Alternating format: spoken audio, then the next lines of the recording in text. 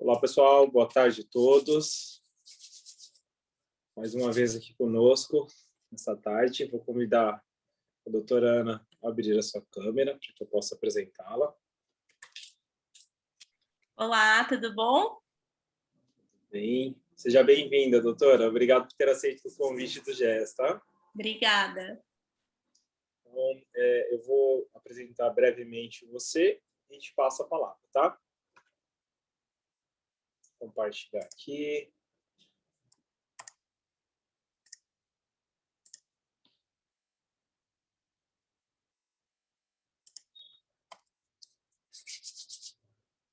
Todos vendo? Então, vamos lá. Doutora Ana Ives, médica veterinária graduada em 2020 pela Anhembi Morumbi, dedicou sua formação à clínica de animais silvestres exóticos, estagiando em centros de reabilitação em animais silvestres, clínicas e zoológicos. Atualmente é aluna da pós-graduação de clínica de animais silvestres pelo IBRA, que finaliza agora em 2022. Tá? Foi uma das médicas veterinárias responsáveis pela internação da clínica veterinária exótica Pets e atualmente atua como clínica de animais silvestres na Raízes, clínica veterinária, parceira nossa, da nossa professora Carolina. Seja muito bem-vinda, viu, doutora Ana? Muito obrigado, tá? Obrigada, Williams. Eu vou começar a apresentação, tá, pessoal? Algumas coisas que eu acho importante conversar com vocês. Eu estava conversando com o Williams antes da apresentação para entender qual vai ser a média e qual é o nosso grupo de alunos que está assistindo a palestra. Como era uma gama muito variada, geralmente o pessoal que está iniciando a graduação, a minha ideia é fazer uma palestra introdutória sobre o comportamento dos psittaciformes, tá? Para não atrapalhar o entendimento daquele aluno que está no início da graduação, e também porque é um assunto muito complexo e extenso, e com certeza em 45 minutos, 1 hora, eu não vou conseguir abranger toda a complexidade dele. Vou abrir um espaço para vocês fazerem perguntas no final da palestra, então se vocês quiserem aprofundar um pouco mais o conhecimento, tiverem interesse no tema, precisarem de dicas de bibliografia, ou tiverem qualquer dúvida, fiquem à vontade para perguntar, tá bom? Antes de começar a falar sobre o comportamento dos psittaciformes em si, eu quis trazer uma informação para que a gente começasse a construir o nosso raciocínio e entender um pouco sobre o comportamento deles no cativeiro, tá? Vamos falar então sobre a relação dos psittaciformes com o homem. É uma relação que ela já ocorre há muito tempo, né? Não é recente o fascínio do homem pelas aves e pelos psittaciformes, e o convívio também não é algo tão recente assim, tá? A gente tem registros aí que datam do século IV, que Alexandre o Grande, ele costumava levar exemplares de grande Alexandres, né, que são periquitos, em suas viagens ao Oriente. A gente tem registros de que Frederico II, que era o imperador do Império Sacro Romano-Germânico, ganhou uma cacatua das Molucas de presente. Os astecas costumavam enterrar as suas pessoas de grande proeminência social junto a araras. A gente tem registro das comunidades tradicionais aqui da América do Sul e América Central convivendo muito próximo aí desses animais. Cristóvão Colombo deu 2 exemplares de papagaio de Cuba para a rainha da Espanha em 1492. Então vejam aí que é uma relação que está sendo construída há muito tempo, né? Apesar disso, o processo de criação desses animais em cativeiro, e eu nem vou chamar de processo de domesticação, porque é algo ainda muito incipiente, começou só no século XIX, quando a gente obteve os primeiros registros de sucesso na reprodução de psittaciformes em cativeiro. E foram 2 espécies que são extremamente prolíficas, tá? Que é o periquito australiano e as calopsitas.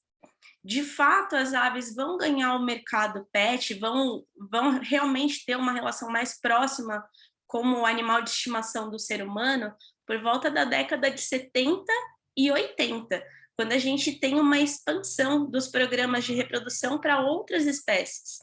E o que a gente pode entender disso? A gente está falando de um processo que é extremamente recente, a gente ainda está engatinhando no entendimento de como manter esses animais de uma maneira bacana em cativeiro, como conviver com eles.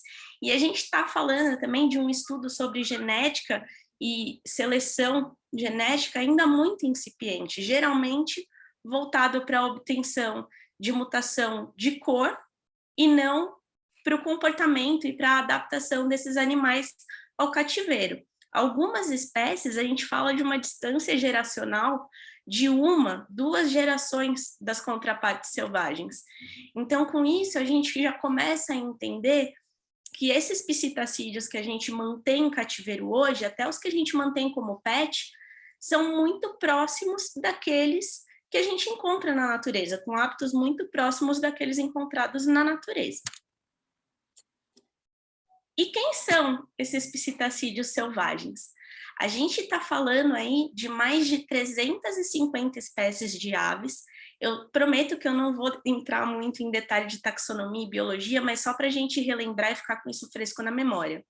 Aves essas que têm o bico curvo, têm uma maxila móvel e articulada, que são extremamente desenvolvidas cognitivamente, mesmo as espécies de menor porte, tá, pessoal? Algumas pessoas acham que periquito australiano, um agapornis, não é tão inteligente quanto um marara, uma cacatu, e isso é mentira. Quem convive com esses animais sabe o quão inteligentes eles são, o quão capazes de aprender as coisas eles são, tá? Animais socialmente muito complexos, na maior parte das vezes gregários, com exceção desse carinha aqui no canto superior que eu coloquei de propósito, que é o cacapu, é o papagaio da noite. Ele é um animal que não tem hábito gregário, tá? Mas, no geral, animais que convivem aí com um bando, que realizam comportamentos muito diversos, que vão desde a dilatação da pupila, algum tipo de postura, ou então, por exemplo, allopreening, allofeeding, que significa uma coisa diferente de um comportamento de conforto. Eles têm relações aí muito, muito complexas, né? Às vezes, até para quem é tutor, um profissional, é difícil de entender como elas se encaixam ali naquele grupo. E aves que costumam ser longevas quando a gente fala de animais de médio a grande porte. Com isso, o que a gente já consegue entender também? A gente está falando de uma variedade muito grande de espécies, que, portanto, vão ter particularidades dietéticas muito grandes, vão realizar atividades muito diversas, vão ter comportamentos sociais muito diferentes e a vocalização muito diferente, tanto entre espécies, quanto entre grupos da mesma espécie que habitam regiões diferentes de um local, tá? Coloquei essas fotinhos aqui para vocês olharem, só para a gente fazer uma reflexão rapidinho. Como não tem som, a gente não consegue conversar, não vou conseguir interagir tanto com vocês, mas quero que vocês pensem nisso, tá? Quando a gente fala de um lorídeo, por exemplo, que é esse carinha azul que eu coloquei, a gente está falando de uma ave predominantemente nectarívora, tá? Cheia de energia, que precisa de estímulo o tempo todo. Quando a gente fala deste verdinho aqui embaixo no canto da tela, um papagaio moleiro, a gente está falando de um animal mais tímido, que vive em copa de árvore, costuma se alimentar de bagas, coquinhos, frutinhas, que é completamente diferente dessas duas cacatuas aqui, que apesar de serem psitacídeos, têm hábitos diferentes, dietas diferentes, comportamentos diferentes, né? São animais que exploram mais, são muito mais interativos. Então, comecem a formar a ideia na sua cabeça de que, por mais que seja tudo psitacídeo, o manejo, a interação, o modo como a gente vai lidar com esse animal no cativeiro vai ser completamente diferente. Não só em questão de dieta, mas em questão de comportamento e adequação dele ao espaço que a gente está oferecendo, tá? Por último, 2 informações que eu acho muito importante a gente trazer aqui, porque elas acabam sendo conflitantes com algumas crenças populares que a gente tem disseminada pelos tutores, né, entre os tutores. 40% a 75% do tempo de atividade dessas aves corresponde ao forrageamento, ou seja, elas vão procurar o alimento, vão explorar o ambiente, vão testar aquele alimento, decidir o que é comidinha ou não, enfim, fazer uma atividade exploratória. tá?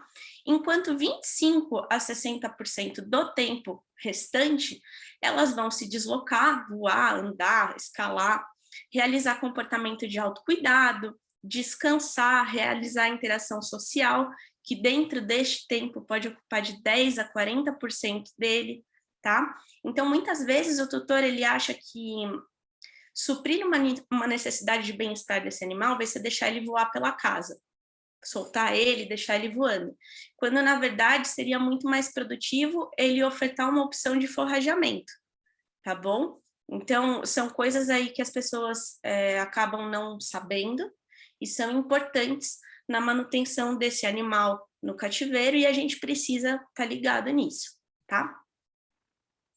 E aí, pensando nisso que eu acabei de falar para vocês, eu trago aqui essas fotos para que a gente reflita. Será que é tudo igual? Será que a gente, como profissional, estudante da área, consegue perceber a diferença, por exemplo, do comportamento de conforto que esse papagaio do Senegal aqui no canto inferior direito está realizando, que é diferente do que esse Loris Borneo aqui no canto superior direito está fazendo, que é um comportamento de limpeza, que é completamente distinto desse allopreening que essas calopsitinhas estão fazendo? Será que um tutor, ou até eu mesma como profissional, sei que, diferente do que eu vejo nessa foto dessa arara, as aves, os psittaciformes no geral, costumam forragear muito mais do que ficar voando? Será que o tutor vai ter o discernimento para perceber que o comportamento que esse ringneck está realizando de alimentar um filhotinho é diferente dele alimentar o parceiro? Ou será que ele vai achar tudo fofo e bonitinho, que é tudo igual? Será que quando esse animal regurgitar para ele, ele vai achar que esse é um comportamento natural, bom, engraçadinho, e ele vai ter consciência de que isso pode ou não trazer um problema para ele e para a ave no cativeiro? Então, são questões muito complexas que a gente tem que começar a pensar quando a gente fala de trabalhar com comportamento. Existem aí coisas que para a gente pode ser muito óbvia, mas para o tutor não é, e que é muito importante a gente esclarecer para ele para obter o bem-estar e um comportamento adequado desse animal no cativeiro, tá bom? E aí, o que a gente encontra no cativeiro? Já falei para vocês, estou repetindo de novo, animais com uma proximidade geracional muito grande dos psittaciformes selvagens, então eles muitas vezes vão manter o instinto e o comportamento que a gente encontra na natureza, e isso pode entrar em conflito com o ambiente e até mesmo com a interação que o tutor está promovendo, tá? E aí o animal vai se inadequar a esse ambiente.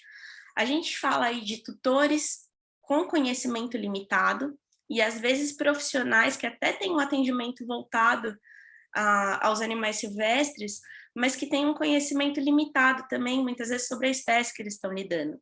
E isso acaba sendo um fator impeditivo importante quando a gente fala em promover o bem-estar desse animal no ambiente de cativeiro, e também de conseguir fazer a correção de algum comportamento problemático que possa se apresentar. E, por sua vez, com tudo isso, a gente encontra manejos muito variados e, na maior parte das vezes, inadequados. Então, animais com as interações sociais muito reduzidas, e olha só, a gente está falando de um animal gregário, então pensem no impacto que é esse animal ficar sozinho, não ter um companheiro da mesma espécie, ter um tutor que passava muito tempo com ele e de repente não passa mais, um animal com uma restrição e inadequação de espaço e horário. Não é incomum que a gente encontre animais alojados em viveiros extremamente pequenos, em que eles mal podem esticar as asas, né? Se eles conseguirem é sorte, não conseguem voar lá dentro. Às vezes a gaiola fica na sala de estar da pessoa, e a pessoa fica circulando, vendo TV, o bicho não consegue ter um ciclo circadiano adequado. Não é incomum isso acontecer. Inclusive, eu atendi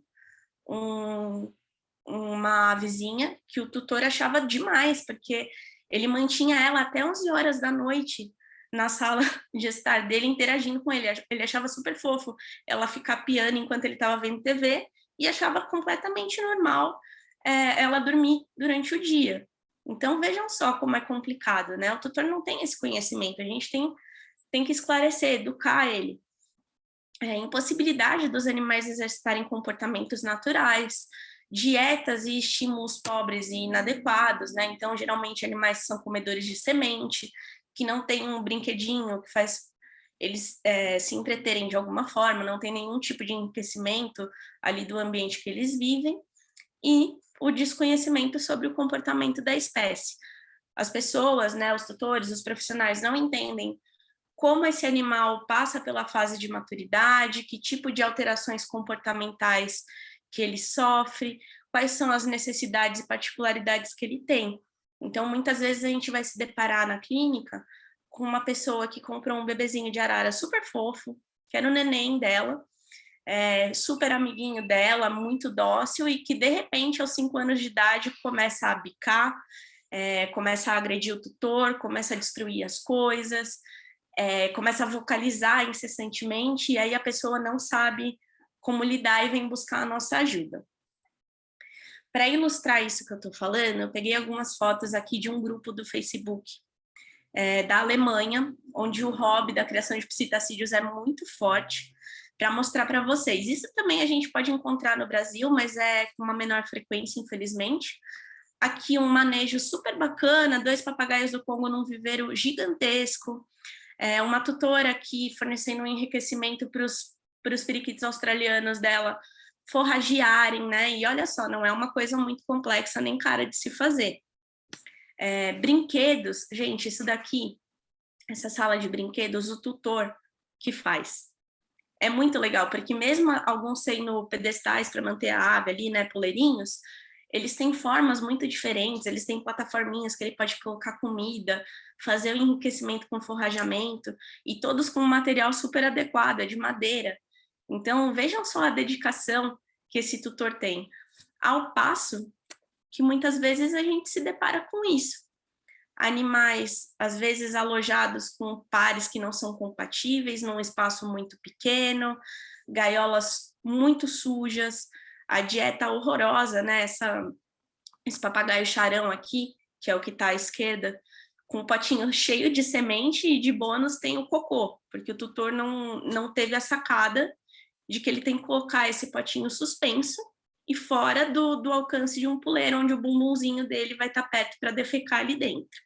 É um animal que é agressivo muitas vezes porque o tutor não sabe lidar com ele, não maneja ele adequadamente, tá? E que também, pelo próprio ambiente inadequado, vai ter uma série de comportamentos aí erráticos.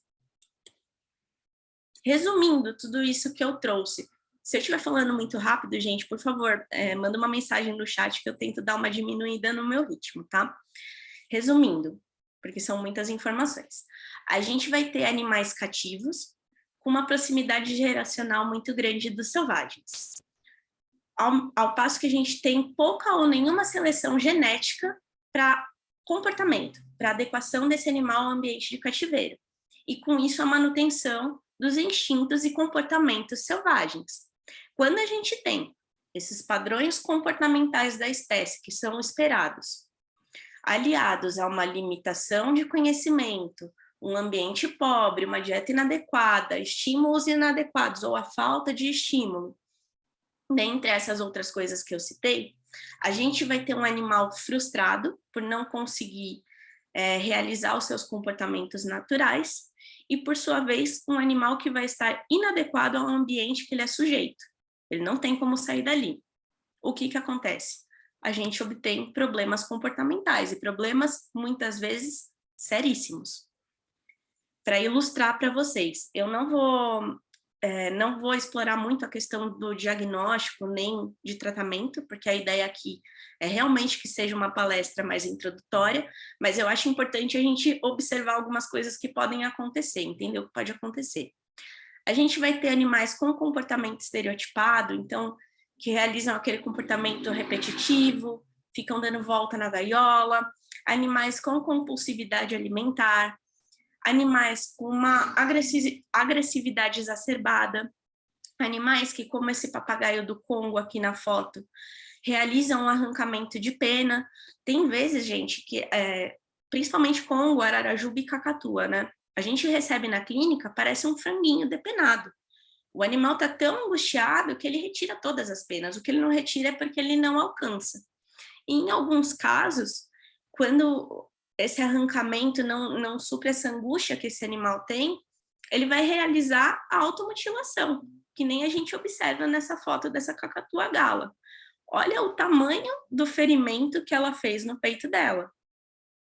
Imaginem na problemática que isso representa para o animal, não só em termos dessa ferida poder infeccionar, causar uma dor, mas na própria angústia, na alteração comportamental em si, né? Imaginem a complexidade de você corrigir isso, e muitas vezes é um processo muito demorado e difícil, né? Comportamentos reprodutivos alterados, então muitas vezes o tutor expõe esse animal excessivamente ao fotoperíodo, né? Ele fica ali com luz e barulho 14, 16 horas por dia, dorme muito pouco, isso estimula ele a produzir os hormônios sexuais. O tutor que faz carinho em partes que são inadequadas, né? Por exemplo, embaixo da asa, na barriguinha, perto da cloaca, próximo à cauda, e aí esse animal começa a entender que o tutor está querendo cruzar com ele, e ele pode ou ficar mais agressivo, ou então começar a se masturbar excessivamente, e aí pode acontecer o que aconteceu com essa cacatua aqui da foto, que ela teve um prolapso, de tanto se masturbar, tá? Animais com uma vocalização excessiva, a gente vê isso muito em papagaios, araras e jandaias. Então, a pessoa não oferece estímulo suficiente para aquela ave cativa, e o bicho fica vocalizando o dia inteiro, chamando a atenção, sinalizando que tem algo errado, e aquilo se torna insustentável para o bicho, para o tutor e para os vizinhos, tá? Também é outra coisa bastante complicada aí que a gente acaba encontrando. E aí, a gente se depara com esses problemas e como a gente vai começar a trabalhar para tentar corrigir essa situação. O primeiro passo é a gente compreender o comportamento desse indivíduo. Quando a gente fala da compreensão do comportamento, a gente fala de compreender de uma maneira muito abrangente, e existem várias técnicas que a gente pode utilizar. As que eu trouxe aqui são as que eu mais gosto e as que eu encontrei mais recentemente na literatura. Uma das primeiras são as 4 perguntas de Tim Bergin, tá? Ele é um pesquisador que basicamente ele propõe que a gente entenda quais são os fatores endógenos e exógenos que causam um determinado comportamento de um indivíduo. Então, ele propõe que a gente estude a ontogenia, o desenvolvimento, tanto em termos da espécie em si, então, o que a gente espera que ocorra durante o desenvolvimento, crescimento de uma determinada espécie, e do indivíduo. Então, primeira coisa, a gente vai tentar entender qual é o comportamento esperado de uma arara. Como que ela nasce, como ela se desenvolve, quando ocorre a maturidade sexual, o que um animal adulto costuma fazer. E aí a gente vai conversar com o tutor para tentar entender como aquele indivíduo se desenvolveu, né? Quando ele era filhote, como que ele nasceu? Ele nasceu numa incubadora? Ele foi chocado pelos pais? Os pais criaram este animal? Ou alguém retirou ele do ninho e alimentou? Ele recebeu a alimentação assistida por quanto tempo? Se ele foi retirado do ninho ou não, ele recebeu algum tipo de socialização?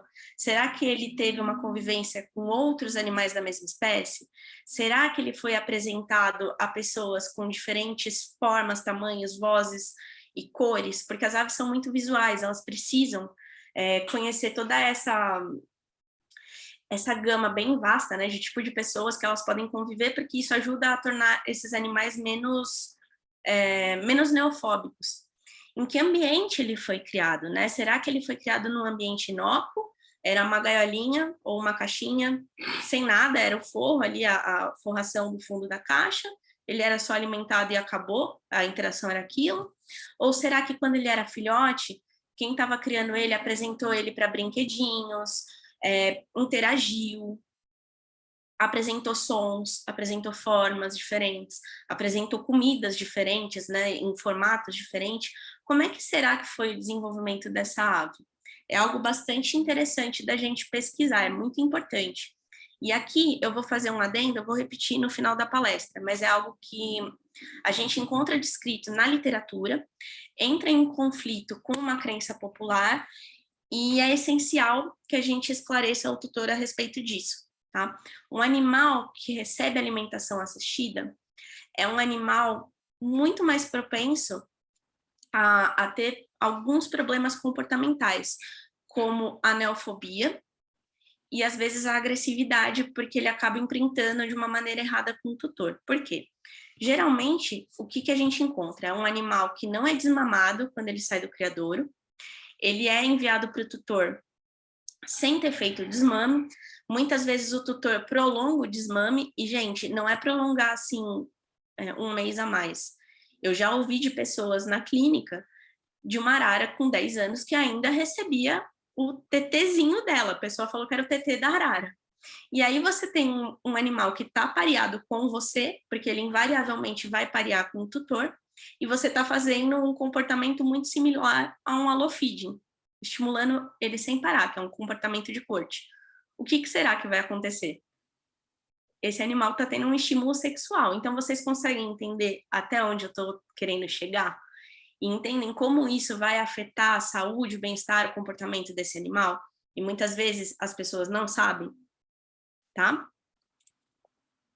Aqui eu juntei duas perguntas em uma. Estou falando de evolução e função do comportamento. Então, é importante a gente adquirir, a gente entender por que aquela espécie adquiriu aquele comportamento. Qual é a função daquele comportamento na natureza, né? Por que aquele animal vive na copa de uma árvore? Por que um cacapu ele é um animal solitário? Por que ele vive no chão? Por que uma ave bica? Por que ela está vocalizando? Como que aquilo se insere no contexto da evolução dela? E qual é a função daquele comportamento na manutenção da espécie e no contexto do indivíduo? Será que a vocalização e a bicada vão ter o mesmo significado no cativeiro que eles têm na natureza?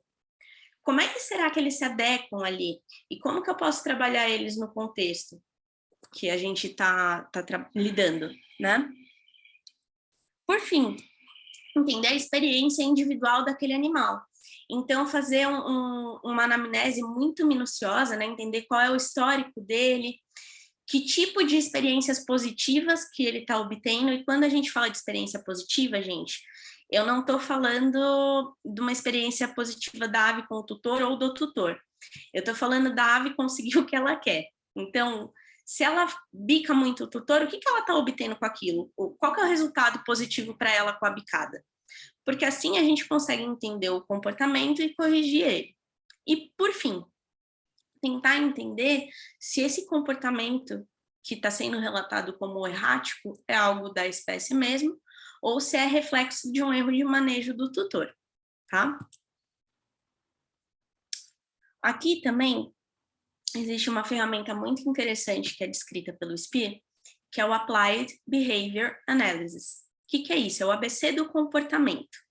Quando um tutor chega para você relatando que ele tem um problema com um determinado comportamento do animal, a gente vai investigar o antecedente, tentar entender o que vem imediatamente antes do comportamento, behavior, e qual que é a consequência imediata daquilo, tá? Então, por exemplo, o tutor pega e fala assim, eu tenho uma avezinha que toda vez que eu vou tirar ela da gaiola, ou seja, antecedente, tirar ela da gaiola, eu colocando minha mãozinha lá dentro, faz com que ela me bique, comportamento. Quando ela me bica, eu tiro a minha mão e vou embora. A ave deixa de ser perturbada e fazer aquilo que ela não quer. Vamos entender dessa forma. Vocês conseguem entender qual é o raciocínio que a gente faz para fazer a análise do comportamento? Aqui eu já consegui avaliar o antecedente e a consequência que estão gerando este comportamento. Obtendo esse entendimento, a gente vai cruzar algumas informações. Então, a gente vai pesquisar quem é essa espécie, tá? Gente, se o tutor agenda a consulta, por mais que ele não tenha um relato ali de problema comportamental, seja uma coisa nada a ver, é um trauma, dá uma pesquisada É sempre bom. Vai tentar entender qual que é o hábito, qual é o comportamento esperado de um periquito australiano. Procure entender quem é o Brotogeres tirica, onde ele vive, o que ele come, que tipo de temperamento essa espécie costuma ter, o que, que você vai encontrar. Às vezes isso vai, às vezes não, a maior parte das vezes isso vai te ajudar muito, tá? Principalmente quando a gente fala sobre correção de comportamento, análise comportamental. Entender o histórico desse indivíduo, como eu já repeti algumas vezes, fazer uma pesquisa bem extensa, e já já eu vou mostrar para vocês uma ficha de anamnese, para vocês verem o quão minuciosa ela é, e fazer um exame clínico detalhado. Por quê? Muitas vezes, algumas alterações que a gente encontra, e às vezes no primeiro momento, né, no primeiro olhar, parecem ser um distúrbio comportamental, na verdade são consequência de alguma patologia. Então não é raro, não vai ser raro vocês encontrarem um tutor que está levando uma ave relatando que ela está se depenando. E a primeira coisa que vocês vão pensar é, puxa, esse animal tem alguma alteração comportamental. Quando na verdade ele está infestado por giardia. E giardia libera alguns componentes irritantes no organismo do animal, que fazem com que ele sinta uma coceira, um incômodo, né? E se arranque as penas. Muitas vezes, um animal com distúrbios nutricionais também vai praticar o arrancamento. Um animal com trauma vai se mutilar. Então, é importante que a gente consiga diferenciar o que está acontecendo, para às vezes não ter uma hipótese diagnóstica errada, né? Um direcionamento errado para o tratamento e não conseguir solucionar o problema. Então, sempre tentem compreender se o comportamento é normal, se ele foi aprendido, se é algo ao qual o animal tem predisposição e se não está relacionado a alguma causa aí primária, é algo secundário a algum outro problema, tá? Depois de tudo isso, aí sim, a gente vai pensar em como tratar isso que está sendo relatado. E aqui, gente, a fichinha de anamnese que eu falei para vocês. Ela começa, como de praxe, né, aqui coletando os dados do tutor, algumas informações sobre o animal, e aí ela já começa a ficar um pouco diferente, né? Esse autor, ele sugere que a gente discrimine todas as pessoas que têm algum tipo de convivência com essa ave, o nome e a idade, e a gente ainda pode descrever com qual frequência elas convivem com o animal. Ele também pede para que a gente discrimine quem são os animais que convivem com essa ave. E aí, não necessariamente a gente está falando de uma convivência direta, né? Um animal que divide uma gaiola, por exemplo. A gente pode estar falando de uma outra ave que está em um outro recinto, ou mesmo de um cachorrinho que circula pela casa e essa ave acaba visualizando.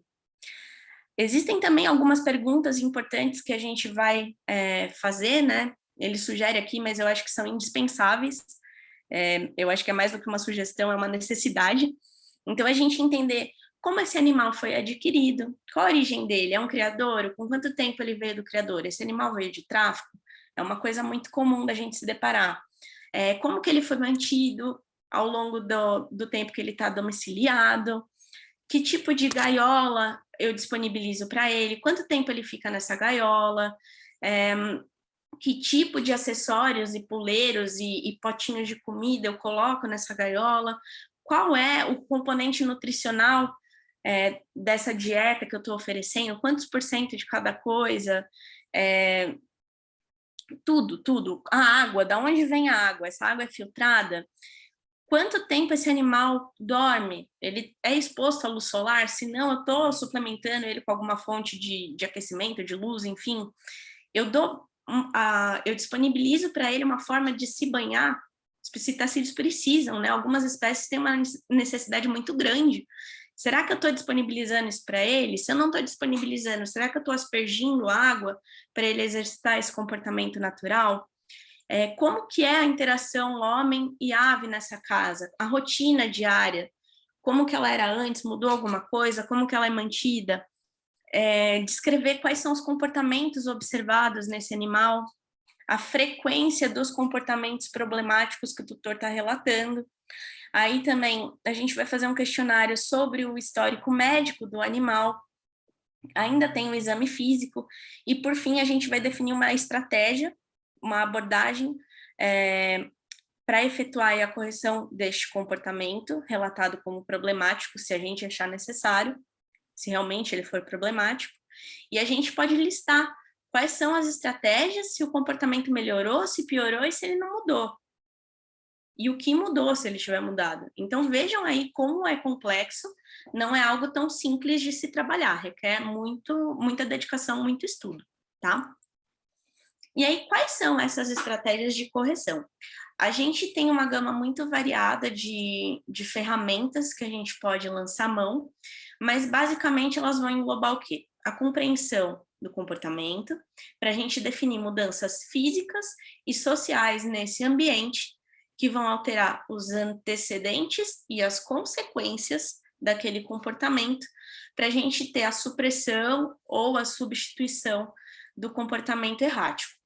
De qualquer forma, existem alguns fatores muito importantes que são citados para a gente obter sucesso nesse tratamento. O primeiro deles é ter uma descrição muito minuciosa de qual estratégia a gente vai utilizar. Então, a gente vai utilizar algum tipo de medicação? Será que é necessário usar um ansiolítico, um antidepressivo? Ou será que é melhor a gente ter uma abordagem um pouco mais conservadora? Eu vou mudar a dieta, vou mudar o ambiente, vou retirar aquele estímulo que faz com que ele tenha o comportamento inadequado, vou treinar este animal, vou mudar a rotina, vou criar um cronograma, vou permitir que ele faça exercício, fazer enriquecimento. O que eu vou fazer? Tanto para que a gente possa se guiar ao longo do tratamento, que, gente, não é um tratamento que você vai resolver, não é um problema que você vai resolver em 1 ou 2 consultas, é um trabalho contínuo, tanto para que o tutor se oriente também, porque é algo complexo e que vai se estender por muito tempo, então ele precisa ter uma compreensão muito clara dos objetivos e do que ele vai fazer para alcançar. A gente tem que focar no que o animal deve fazer, não no que ele não deve fazer, porque senão a gente faz esse manejo comportamental de uma forma errada. Eu vou me importar muito mais em suprimir a bicada do que fazer com que esse animal tenha um outro comportamento que vai substituir a bicada e que é muito melhor, mais saudável para ele. Usar estratégias cientificamente sólidas, né, que vão fazer com que esse comportamento se torne relevante. O que isso significa? Eu vou fazer com que este novo comportamento que eu quero que esse animal realize necessite de muito menos esforço da parte dele e traga muito mais vantagens para ele. Então, se eu quero que a ave não me bique quando eu vou manipular ela, eu vou começar a oferecer recompensas, fazer coisas com que deixem ela mais confortável, para ela se sentir muito mais estimulada a fazer aquilo que eu quero. E eu vou tornar aquele comportamento errático muito mais forçoso e menos vantajoso para ela, tá bom? Por fim, que eu acho que é uma das coisas mais importantes e que muitas vezes a gente acaba negligenciando. Tudo isso que a gente vai fazer tem que se adequar à rotina, à possibilidade daquilo que o tutor consegue fazer. Não adianta eu falar que ele tem que montar um viveiro lindo, maravilhoso, comprar um outro animal que ele não vai conseguir introduzir de maneira adequada ao ambiente, que ele tem que fazer um treinamento todos os dias e contratar um comportamentalista se ele não tem a possibilidade de fazer isso. Vai ficar tudo no plano da idealização e aquele animal vai continuar com o problema e o tutor vai se desestimular a tentar ajudar aquele animal e ter um relacionamento mais saudável com ele, tá bom? Aqui, só para deixar um pouco mais claro, o que é a mudança de antecedente? Como eu já falei, reduzir ou retirar o que causa o comportamento e alterar o valor da consequência é trabalhar com os operadores motivacionais. O que vão fazer com que aquele animal queira realizar um determinado comportamento e não outro? Como que eu vou trabalhar aí o que vai ser mais vantajoso para ele ou não, para que ele consiga fazer aquilo que eu quero, para que ele seja estimulado a fazer aquilo que eu quero, tá?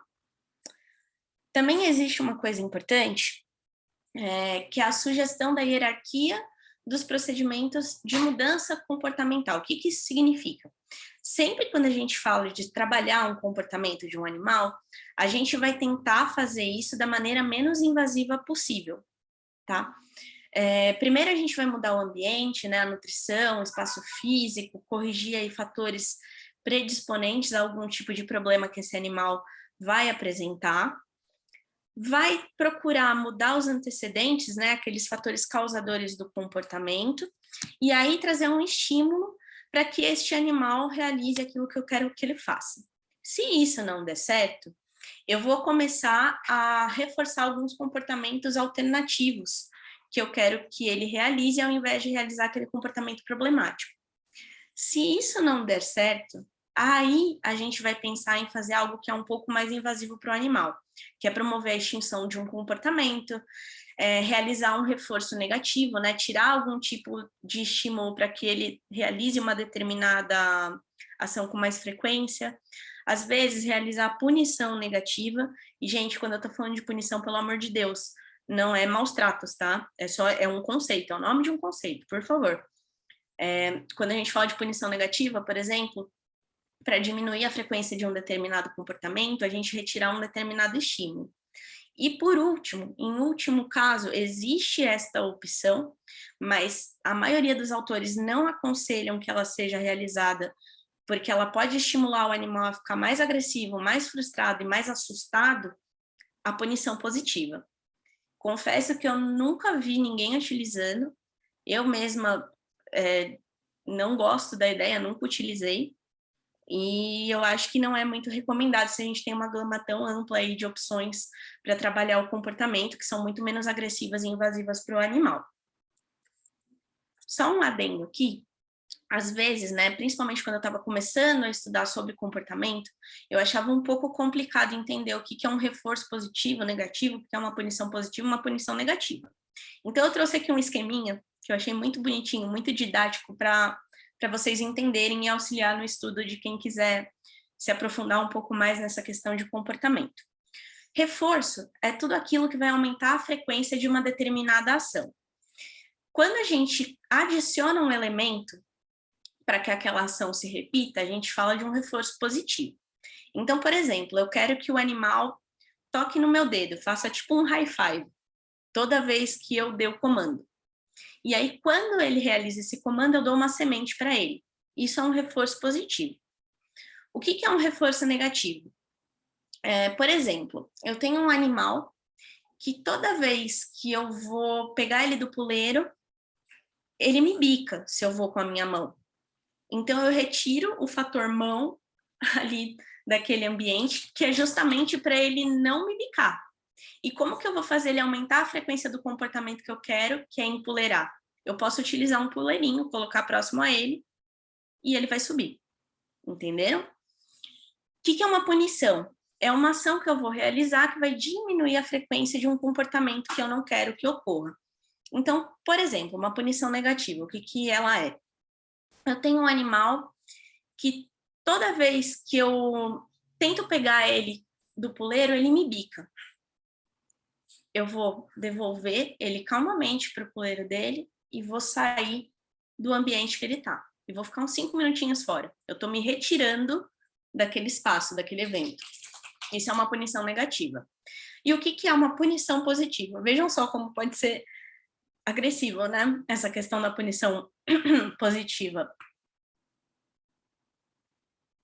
O animal me bica, eu vou lá e toco uma buzina. Aí ele se assusta e não me bica mais. Isso é uma punição positiva.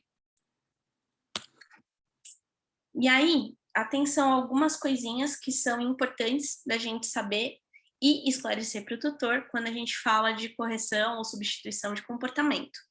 Quando a gente está realizando esse trabalho, é muito comum que ocorram explosões do comportamento errático antes deles serem suprimidos ou substituídos. O que isso significa? Eu vou dar um exemplo prático que aconteceu comigo. Eu tenho uma tiriba. Quando eu trouxe ela para casa, ela era um docinho, era um cachorrinho, era super dócil, eu podia fazer o que eu quisesse com ela, virava ela de barriga para cima, deixava pendurada de cabeça para baixo, ela não fazia nada. De repente, 1 ano e meio depois, ela entrou na puberdade. E aí, absolutamente tudo que eu fazia, de botar a mão na gaiola, até fazer com que ela empoleirasse no meu dedo, ela me bicava, sem motivo aparente algum. E às vezes ela me bicava de me machucar, ela tirava pedaço do meu dedo. Eu nem era estudante de veterinária na época ainda, mas eu gostava muito do assunto, eu gosto muito de aves, então eu comecei a pesquisar, encontrei alguns materiais da Bárbara Heidenreich, que é uma pessoa que eu gosto bastante de acompanhar o trabalho, ela faz um trabalho muito bacana com aves, e ela dava algumas dicas de como trabalhar o comportamento da ave com reforço positivo, reforço negativo e punição negativa. Eu, na minha inocência, falei, bom, vamos tentar. E aí começou a dar certo, ela começou a executar as ações que eu queria, subir no meu dedo, fazer o toca aqui, me bicar menos, e de repente, no meio desse processo, ela começou a me bicar mais. Começou a me agredir muito mais do que antes, e ficava muito brava, ela vinha toda encorujada, assim, pra cima de mim, e bicava a minha mão, e eu falei, meu Deus, o que tá acontecendo com esse bicho? De repente ela ficou louca, eu quebrei o bicho. E não, era algo completamente normal, só que ali naquele material que eu consultei era algo muito superficial, não estava esclarecido, e eu acabei não sabendo, né, lidar na hora muito bem com aquilo, para mim foi assustador. Só deu certo porque eu sou chata e insisti. Mas imaginem o impacto e o efeito disso num tutor, numa pessoa que não tem consciência disso, e que pode ficar completamente desestimulada e até desistir daquele animal, né? Ela vai manter aquele animal no canto da casa e não vai interagir porque ela acha que ele não tem jeito, porque ele teve essa explosão que é algo normal e esperado, pode acontecer. Então é importante que a gente conscientize esse tutor. É justamente por isso também que a gente tem que combinar a extinção do comportamento errático com a substituição, porque a gente vai desviar o foco desse animalzinho de realizar esse comportamento errado, para ele fazer uma outra coisa que vai ser muito mais legal, muito menos trabalhosa, muito mais vantajosa para ele. E um cuidado, tá? A punição, tanto a negativa, mas principalmente a positiva, pode gerar um aumento da resposta de medo ou agressividade. Como eu disse, são coisas mais invasivas, é uma abordagem mais invasiva. Então, a gente vai evitar utilizar isso e vai evitar orientar o tutor a fazer isso, porque ele pode até fazer numa frequência errada, de uma maneira inadequada e acabar tendo um efeito muito negativo, muito errado sobre o comportamento do animal, tá? Isso pode afetar o resultado do nosso trabalho. Por fim, tô acabando a palestra, gente. Qual é o papel do veterinário, né? Como eu já dizia o ET Bilu, buscar conhecimento. Então, de uma forma geral, o veterinário, principalmente o veterinário de silvestres, ele tem que estar se atualizando sempre, tem que estar procurando paper, livro, material novo, para entender o que está mudando na medicina dos animais selvagens. E quando a gente está falando de ave, a gente precisa entender que é um grupo muito diverso, né? As aves, gente, quantas espécies de aves existem com hábitos, formas, com tanta coisa diferente aí que elas realizam, problemas que elas podem ter. E isso não é diferente quando a gente fala sobre grupos de aves. Como a gente viu lá atrás, psitacídeos, cara, é um grupo muito diverso, então você precisa pesquisar e conhecer quem é esse indivíduo com o qual você está trabalhando, né? Deixa de ser preguiçoso, vai lá, consulta um livro de biologia, dá uma lida, entende quem é a espécie, onde ela ocorre, vê se tem alguma coisa nova em algum material que vai te ajudar a realizar um trabalho melhor, tá? Conscientizar o tutor que o animal criado à mão não é mais manso. Eu acho que aí é uma coisa que acaba atrapalhando a qualidade de vida do animal no cativeiro, não só porque a gente pode ter alguns problemas aí para a saúde física do animal, né? O tutor não sabe alimentar em casa, às vezes deixa o bicho passando fome, faz falsa via, cria o animalzinho de uma maneira muito problemática, mas porque pode afetar o comportamento dele também. Então, a gente precisa trabalhar essas crenças populares para que a gente promova um ambiente mais saudável para esses animais, evitar o uso de estereótipos para classificar o comportamento deles, porque quando a gente utiliza estereótipos, a impressão que a gente está passando é que aquilo que está acontecendo é algo imutável, né, que está restrito, é aquela caixinha que nunca vai mudar e muitas vezes isso pode fazer com que o tutor entenda mal a situação e fique desestimulado a tentar corrigir, né? Às vezes se a gente falar, não, é que esse animal ele é agressivo, o tutor vai entender que aquilo faz parte dele e não vai conseguir lidar com aquilo, nem trabalhar com aquilo. Então a gente tem que tomar muito cuidado com a maneira que a gente vai explicar o que está acontecendo para o tutor. A gente precisa entender, e o tutor também precisa ser esclarecido, que se um determinado comportamento é inato a uma ave, o aprendizado também é. Então, tudo pode ser trabalhado e a gente consegue melhorar. É uma questão de esforço. Saber trabalhar com as limitações do tutor, do espaço, do tempo, do próprio animal, tá? Fazer as coisas no ritmo do próprio animal é muito importante. Entender o indivíduo de uma maneira bastante profunda para a gente conseguir corrigir esse comportamento. Pesquisar bastante também para saber quais são as ferramentas mais adequadas para a gente trabalhar com aquele animal, e aí a gente tem uma gama imensa, eu não vou ficar entrando em detalhe aqui, porque nosso tempo está praticamente acabando, mas a gente pode usar desensibilização, moldar e direcionar o comportamento, usar as técnicas de reforço, que eu já falei. A gente tem uma gama muito ampla, e aí cada ferramenta que a gente tem vai se aplicar a um contexto e um indivíduo diferente. Então, a gente tem que entender quem ele é para saber qual é a melhor para a gente usar. Reforçar que o treino vai ser um trabalho constante e encorajar que a gente trabalhe como uma equipe, né? O veterinário, o tutor e a ave, eles têm que ter uma relação de confiança e cooperação, e não de coerção. Por isso, eu acredito e repito que punir não é a melhor opção que a gente tem quando a gente fala de trabalhar o comportamento da ave. Tá? É importante que a gente tenha isso em mente também. E aqui, só para ilustrar rapidinho o que eu estava falando, coloquei duas tabelinhas, uma que está disponível no Harrison, que é a azul, e essa com a base laranjinha, meio marrom, é uma que você encontra no livro do Spear. Na tabelinha laranjinha, ele tem aqui a discriminação das fases do crescimento da ave, os comportamentos esperados, quais são as mudanças físicas que esse animal vai passar. Então, olha só o nível de minúcia que a gente consegue dar para a nossa análise, só em termos de comportamento. E na azul, essa é uma tabelinha até antiga, se eu não me engano, ela é de 94 ou 96. O Harrison, ele separa as espécies dos animais que a gente encontra mais comumente no cativeiro. Ele fala quais são os traços esperados comumente nessa espécie e quais são os potenciais problemas que elas podem apresentar em cativeiro. Então, olha só quanta informação e informação rica a gente tem à disposição para conseguir trabalhar. Não tem desculpa, tá? É uma questão de realmente sentar a bunda na cadeira e estudar. E a gente pode fazer isso com muita qualidade e melhorar muito a qualidade de vida do animalzinho do nosso paciente e do próprio tutor. Por fim, gente, queria deixar essa frase que eu encontrei no capítulo de comportamento, né, do Harrison, que eu achei muito interessante. Ele fala que dividir a vida com uma ave não é para qualquer um. E a gente precisa fazer com que as pessoas entendam que quando elas trazem uma ave para casa, elas fizeram uma escolha. E essa escolha demanda comprometimento. Não é a ave que tem que se adequar ao tutor. O tutor que vai ter que fazer de tudo por ela para dar uma qualidade de vida melhor, porque ela não escolheu estar ali. O tutor escolheu que ela estivesse. Então, ele vai precisar se informar, vai precisar estar disposto a trabalhar em equipe com o veterinário para promover o bem-estar desse animal, tá bom?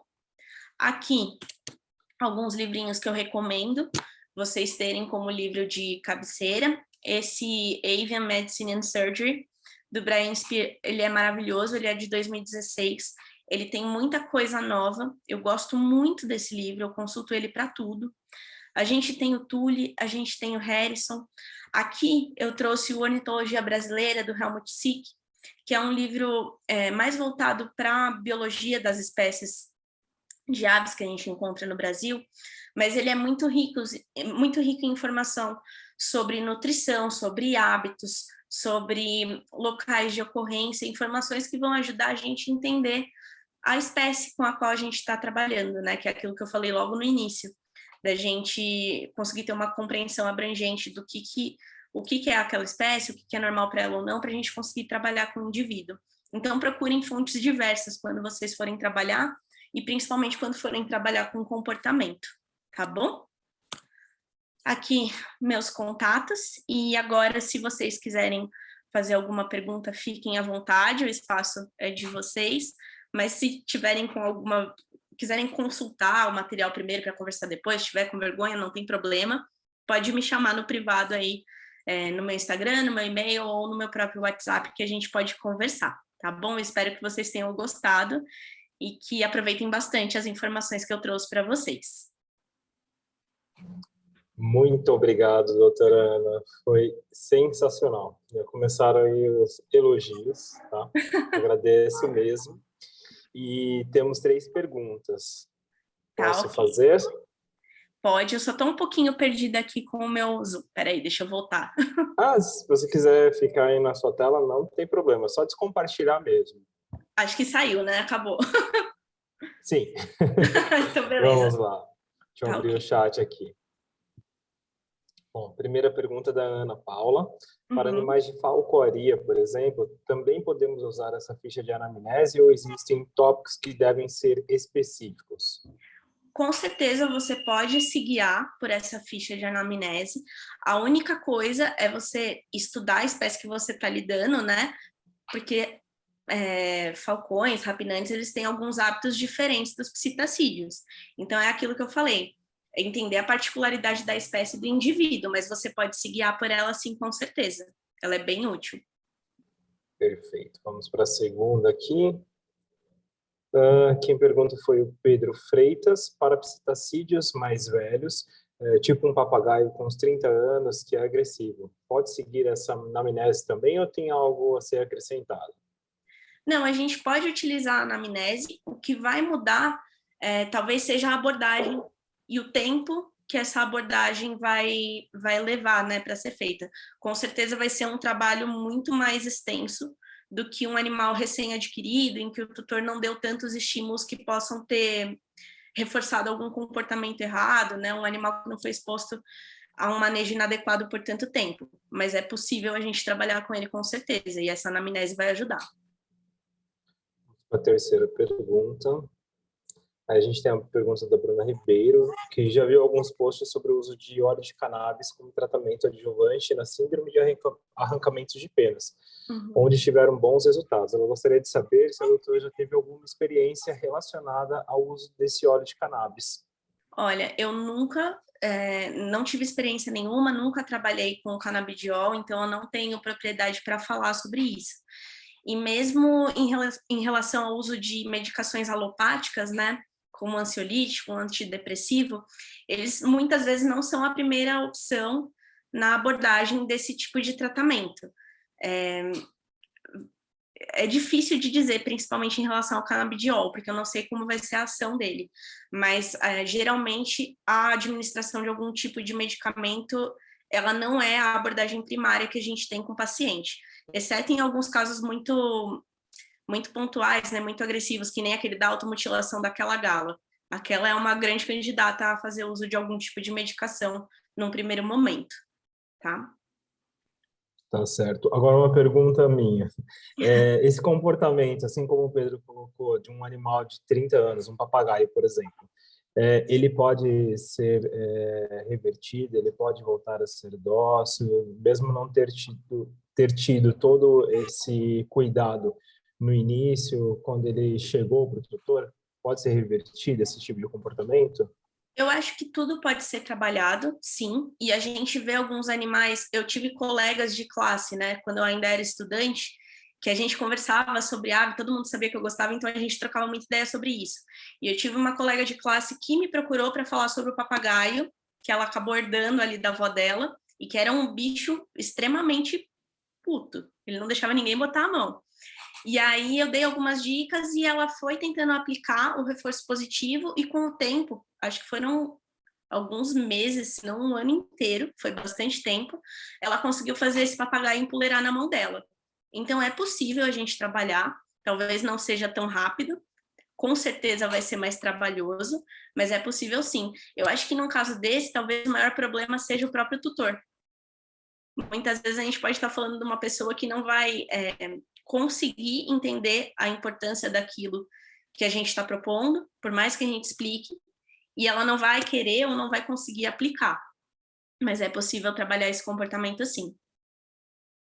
Eu perguntei porque esse é o meu caso também. Também herdei, também herdei um papagaio da avó e ele ficou bem agressivo depois de alguns manejos que eu fiz para melhoria, como mudança de alimentação, mudança de ambiente, onde ele teve um ambiente um pouco maior também, ele ficava um pouco recluso, bem mais preso. Ele participava até do GES até pouco tempo atrás. Agora eu enviei ele para um criatório, para um viveiro mesmo, para ele viver um pouquinho melhor, porque em casa eu não estava conseguindo mudar esse comportamento dele. É possível, Então, mas assim, como é um animal que já está há muito tempo exposto a esse tipo de, de manejo errático, né?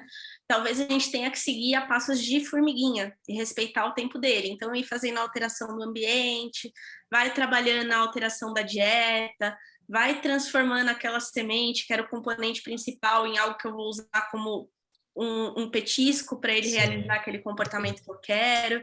Ter muita paciência e se prepara que vai tomar bicada. muitas, viu?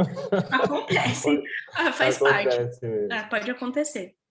Teve uma colega aqui que ela pediu só para depois voltar no slide antes do é tudo igual. Aí depois, se você me passa, a gente envia para ela, tá bom? Pode deixar. Acho que não temos mais nenhuma pergunta aqui. Tem uma última aqui, desculpa. A Daisa pergunta: como posso mudar o comportamento de fazer cocô para fora da gaiola? O viveiro é grande com 2 calopsitas. Difícil, hein? Ó, tem uma coisa que eu fiz com a minha tiriba, não é igual, tá? Mas eu não queria que ela fizesse cocô na minha roupa, porque eu andava com ela em casa o dia inteiro e aí eu ficava toda cagada. O que eu comecei a fazer? Tem um tipo de técnica de treinamento que se chama capturar o comportamento. Então, eu ficava observando ela tinha feito cocô. Eu sabia que dentro de uns 10, 15 minutos ela ia fazer o cocôzinho dela. Quando eu via que ela começava a ir para trás e querer sentar para fazer o cocôzinho, que é algo muito particular deles, eu pegava ela na mão e falava, faz cocô. Faz cocô. E esperava ela fazer cocô. Quando ela fazia, eu dava uma semente. Hoje, ela praticamente nunca defeca no meu ombro. Ela sai do meu ombro, faz o cocô na pontinha do sofá, da mesa e volta. Então, é tudo uma questão de você, às vezes, capturar o comportamento que você quer, né? Se você quer que ele defeque só dentro da gaiola, então talvez vê quando ele vai defecar, coloca ele no puleiro, espere, e quando ele fizer isso, você reforça. É uma opção. Então, eu acho que vale também você estudar algumas técnicas que estão à disposição para você saber qual que você vai aplicar nessa situação e avaliar a particularidade daquilo que você tem, para você tentar trabalhar esse comportamento, tá bom? Perfeito, ela escreveu aqui incrível. Realmente, eles são muito inteligentes, né? Não tem jeito. Mas, ó, eu não sei, olha, até hoje, ela é muito esperta. Ela é muito esperta. Eu tô tentando com a calopsita e com o Bratogeres, eu não consegui ainda fazer essa captura. O Pedro perguntou se tem uma média desses treinamentos. Isso varia, né, de tutor e para animal também, né? Varia da disponibilidade do tutor e também varia da tolerância do animal. Tem animal que fica frustrado muito mais rápido do que outro. E aí, se o animal já está apresentando algum sinal de frustração, não está prestando atenção no treinamento, não adianta você seguir. Às vezes vale a pena você fracionar, né? Fazer uma sessão de 10 minutos por dia que seja, e ter algo consistente, algo contínuo, ao invés de tentar fazer 1 hora de uma maneira que não vai ser produtiva. Perfeito, doutora. Quero novamente agradecer. A professora Carol me chamou aqui, ela não conseguiu entrar. Ela pediu o link, não conseguiu entrar, mas estava com certeza aí torcendo. Depois eu passo o link para ela assistir a sua palestra. Muito obrigado por ter aceito o nosso convite e estar aqui conosco, tá bom? Eu fiquei muito feliz com o convite, eu espero que vocês tenham gostado. Demais, você pode ter certeza. Ai, que bom. E eu fico à disposição. Se vocês precisarem, quiserem tirar alguma dúvida, a gente está aí, tá bom? Perfeito, doutora. Muito obrigado a todos. Tem as informações sobre, se vocês quiserem o certificado, é só entrar na lista de presença, lá tem as informações de como vocês podem adquirir, tá bom? Muito obrigado, doutora. Obrigado a todos. Uma excelente noite. Tchau, Boa tchau, semana, gente. pessoal. Boa Tchau, tchau. noite. Tchau, tchau.